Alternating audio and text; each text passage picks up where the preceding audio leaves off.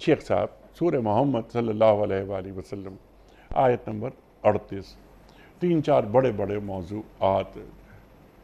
کیا ایک مسلمان کنجوس ہو سکتا ہے؟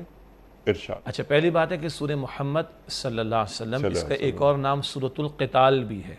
سورہ محمد کا ایک اور نام سورۃ القتال بھی ہے. ایک بات، نبی علیہ السلام جب مدینہ شریف تشریف لے آئے تو سورۃ البقرہ کا نزول ہو رہا ہے، اور سورۃ البقرہ میں قتال کے احکامات بھی عطا ہوئے. کچھ اور احکامات قتال سے متعلق سورہ محمد میں عطا ہوئے صلی اللہ علیہ وآلہ وسلم. اور یہ اسی دور میں جب یہ نبی اکرم علیہ السلام کی جد و جہد کے دوران میں اب قتال کا مرحلہ آیا چاہتا ہے. سن 2 ہجری میں پہلا باقاعدہ معرکہ غزوہ بدر کا ہے، اور اس سے قبل یہ سورہ محمد کا نزول ہو رہا ہے صلی اللہ علیہ وسلم.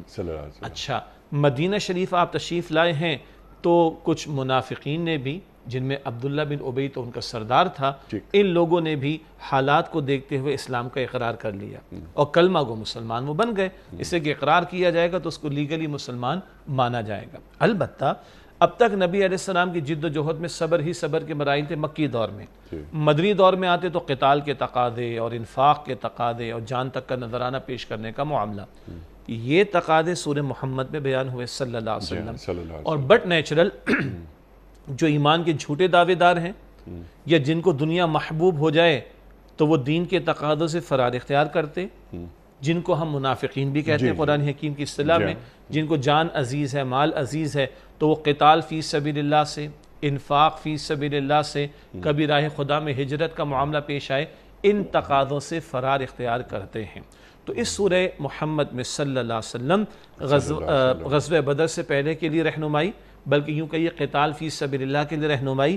اور اب بتایا جا رہا ہے یہ نیا دور نبی علیہ السلام کی جد و جہد کے دوران میں آیا، اب بڑے بھاری بھرکم بھی تقاضے آئیں گے. اس کے تناظر میں منافقین کا تذکرہ بھی سورہ محمد میں آیا ہے صلی اللہ علیہ وسلم. اور اس پس منظر کو آگے بڑھتے بڑھتے اب قرآن پاک نے یہاں اس آخری آیت میں پہنچایا کہ تم ہو کہ جنہیں اللہ تعالیٰ کی راہ میں خرچ کرنے کے لیے بلایا جاتا ہے، اور تم میں سے کچھ ہیں جو بخل کرتے ہیں. یہ جو آپ کا سوال تھا کہ کیا مسلمان بخیل ہو سکتا ہے، تو ہاں، کلمہ گو مسلمان جو شاید ایمان کے اعتبار سے کمزوری میں ہو، یا ایک ہوتا ہے نا، ایک ہے اقرار باللسان والا معاملہ اور ایک ہے تصدیق بالقلب والا معاملہ. تو ہاں، ایک کلمہ گو مسلمان تو بے نمازی بھی ہو سکتا ہے، ایک کلمہ گو مسلمان جو کہ نہیں ہونا چاہیے، ایگزیکٹلی، جزاک اللہ خیر. تو ایک کلمہ گو مسلمان بے نمازی بھی ہو سکتا ہے، وہ روزے کو جانتے بوجھتے چھوڑنے والا بھی ہو سکتا ہے، وہ زکوٰۃ میں ڈنڈی مارنے والا بھی ہو سکتا ہے، وہ اور گناہوں میں مبتلا بھی ہو سکتا ہے، تو وہ بخیل بھی ہو سکتا ہے، جو کہ نہیں ہونا چاہیے.